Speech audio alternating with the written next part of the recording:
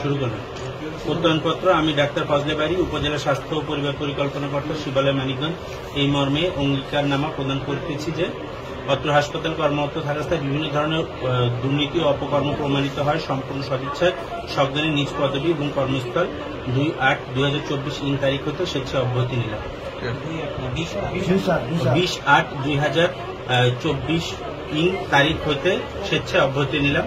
Doctor Fazle বারী, code number 134690, উপজেলা স্বাস্থ্য পরিবার পরিকল্পনা কর্মকর্তা, শিবালয়, মানিকগঞ্জ।